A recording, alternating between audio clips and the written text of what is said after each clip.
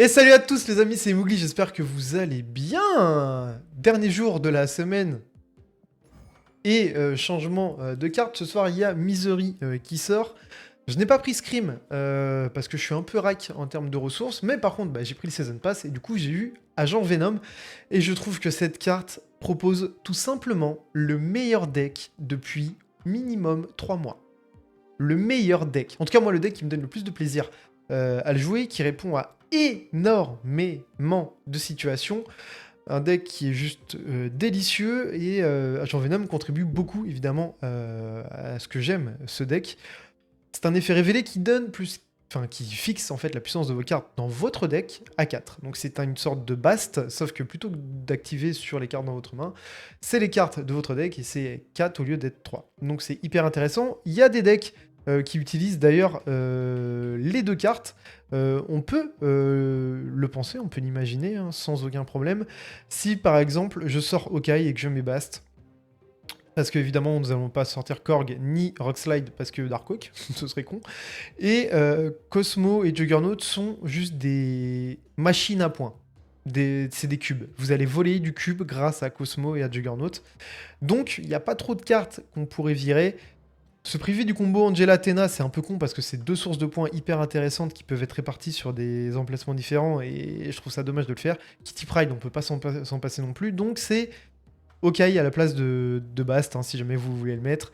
Quand vous avez des curves ou par exemple vous avez votre Mystique et votre Iron Man ou Tena dans votre main, ça vous fait gagner automatiquement 3 points, ce qui reste hyper valuable, comme on dit, mais je trouve que Okai remplit un rôle qui est assez intéressant et qui permet d'avoir des cartes aussi qui sont très très cool. Donc voilà, c'est au choix. Toute ma run jusqu'à l'infini, je l'ai fait avec ce deck-là. Et c'est le deck qui s'utilise en l'état. Alors comme je disais, vos bases de points sont assez variées, en fait, finalement. Vous avez Tena, Angela, qui sont des bases de points. Vous avez fréquemment des Angela qui peuvent monter à plus de 10 points. Tena, c'est pareil. Et vous avez une Kitty qui peut fréquemment être à 4, 5, 6 en termes de puissance, suivant les emplacements même un petit peu plus haut, suivant les emplacements qui peuvent être en doublant la puissance ou qui vous fait gagner plus 3 en déplaçant la carte. Il y a plein de choses hyper intéressantes avec votre Kitty. Vous avez l'agent Venom qui peut aussi fixer évidemment la puissance de votre Kitty, Angela ou Tena à 4. Et là tout de suite ça vous donne un ratio de points qui est aussi hyper intéressant. Après évidemment vous aurez Iron Man couplé avec Mystique qui peut décupler, enfin au moins doubler la puissance sur l'emplacement où vous poserez les cartes. Et bien évidemment Darkhawk, lorsque vous aurez gonflé votre Darkhawk grâce à Korg et Rockslide, en plus vous avez votre Mystique qui peut dupliquer votre Darkhawk sur un 6ème tour, tout en vous permettant de poser une autre carte qui gonflera votre Tena, et en plus si vous jouez sur l'emplacement où vous avez Angela, ça gonflera aussi votre Angela. Donc c'est vraiment un deck qui peut permettre de faire beaucoup de points. Je suis tombé face à des decks tribunal, et ça m'a permis de faire quand même plus de points sur deux lanes, parce que j'arrivais à faire plus de 30 points sur la lane, et ça en vrai c'est quand même un délice, c'est quand même vraiment pas mal. S'ajoute à cela, pour moi, les deux meilleures cartes de ce deck, enfin les cartes qui vont en tout cas vont voler plus de cubes, c'est Cosmo et Juggernaut. Cosmo Juggernaut. Alors Cosmo, il faut savoir que Cosmo Mystique, je l'ai fait énormément pendant ma run, histoire de dupliquer en fait l'effet de Cosmo, notamment contre les decks destruction. C'est quasiment un live à coup sûr en face, donc avec un petit snap qui va bien, vous pouvez voler du cube. Ça peut également marcher contre les decks Wong, qu'on a vu un petit peu, parce qu'il y avait encore quelques decks symbiotes qui traînaient pendant ma run. Voilà, ça fonctionne. Mystique, juste trop forte aussi, c'est hyper intéressant. Et évidemment, nous avons Juggernaut. Juggernaut qui fonctionne un peu à l'instar d'un Cannonball, comme une carte surprise sur les last turns ou pendant les tours importants. Et donc là aussi, très efficace contre les decks tribunaux pour vous permettre de virer un Onslaught, de virer un tribunal, enfin autre chose. Ou un Zola potentiel sur un gros Venom qui a été fait par un deck destru.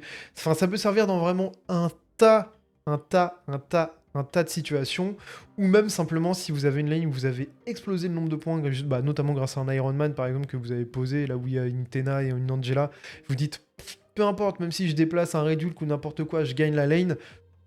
Vous êtes sur une lane un peu touchy, où vous êtes à peu près sur le même nombre de points, vous gagnez en pesant Juggernaut et par exemple votre Slide, boum, vous envoyez, ça déplace sa carte ailleurs et ça vous permet de sécuriser l'emplacement. Je trouve ça juste trop fort. Et ça vous permet de jouer, comme je le disais, deux cartes, ce qui dans tous les cas vous permettra de faire gonfler votre Tena. Et ça, c'est pas négligeable. Parce qu'évidemment, là, je trouve que le deck est vraiment hyper abouti en l'état.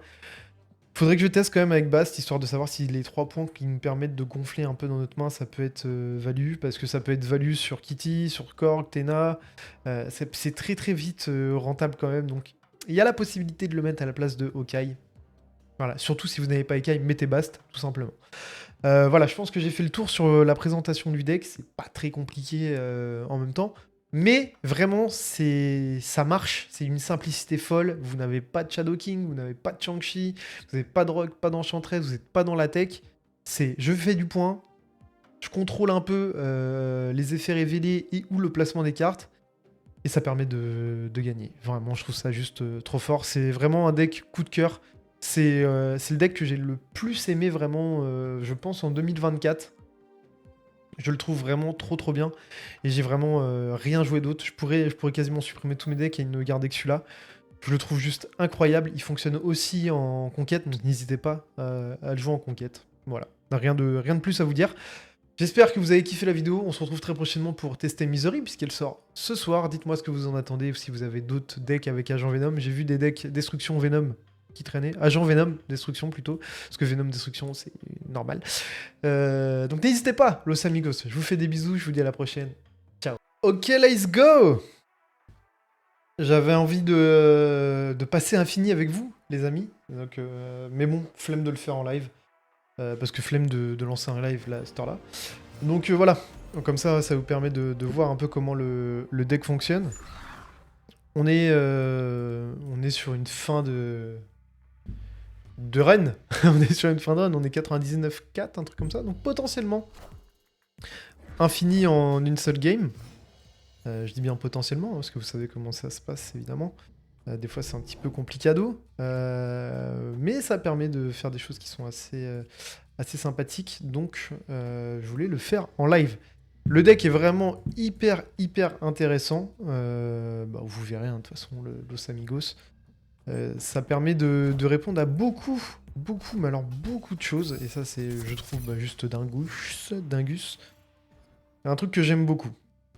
Pourtant, il n'y a pas de... Il n'y a pas de cartes...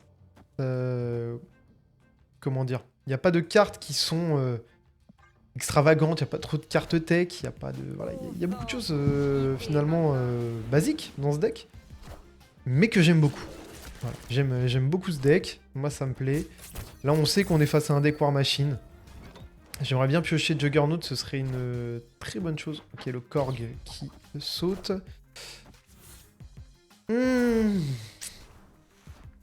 Alors ça c'est chiant. C'est excessivement relou, la Viper. C'est chiant. C'est juste chiant en fait. C'est juste chiant. En fait je suis obligé un peu de faire ça. Malheureusement. Obligé de faire ça en espérant choper... Je sais pas, un Iron Man ou un Darkhawk. Le problème c'est que ça va pas non plus faire grand chose. Là il a un Ebonimo qui va être très fort. Ouais. On n'a pas de Darkhawk. On va essayer de lui mettre une presse quand même. Hein. On va essayer de lui mettre une pression. On va essayer de lui mettre une pression. Je pense que c'est plus intéressant de poser Angela pour potentiellement aller chercher quelque chose. On verra bien. On a Tena qui va continuer à grimper, donc ça peut être intéressant. Le Jeff qui peut continuer. Là, va falloir qu'il aille me chercher quand même.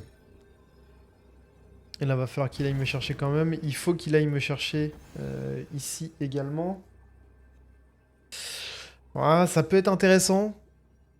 Qu'est-ce qu'il a comme option en fait? C'est ça qu'il faut se poser comme question. Il a le Infinote. Il a le Cull Obsidian ou le Crossbone qui peut aller chercher du 10 points. Par contre, il pourra pas le mettre partout. Et donc là, il a 7 points de mana. Allez, on se le tente. C'est peut-être sur ça qu'on passe infini. Bon, les snaps tardifs, c'est toujours un peu relou, mais ça permet de faire des trucs assez intéressants en vrai de vrai. Donc non, c'est pas trop mal, je pense.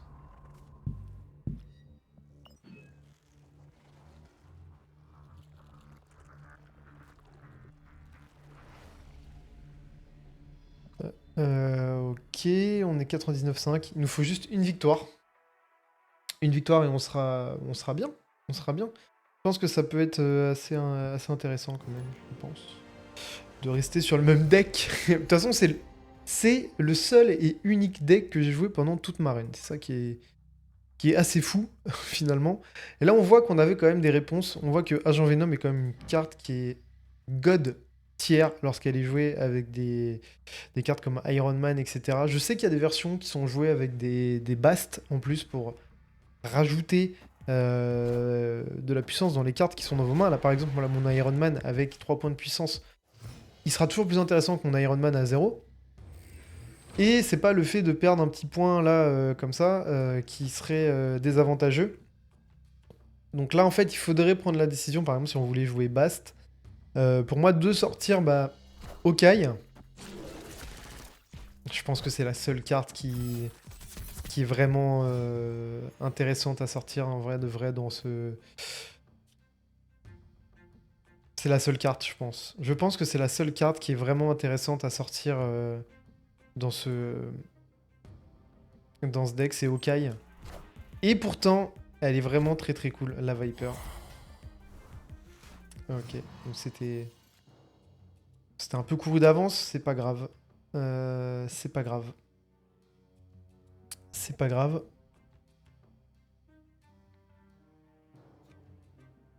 C'est pas grave, écoute, on va se mettre là.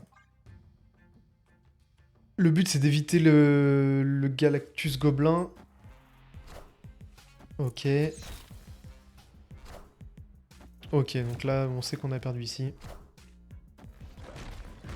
Décollage autorisé.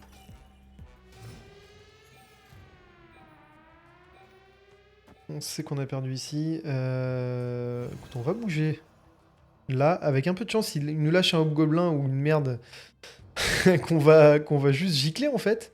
Donc ça me plaît. Une carte, ça peut être un Hobgoblin. Il va rester de son côté. Non, un héros. Ok. Ça me va. Ok, donc là, ça va se jouer ici. Est-ce que je vais avoir Kitty ou Korg? Autour 6, aucune carte ne peut être jouée ici. C'est compliqué, là. Hein. Est-ce qu'il a un Jeff?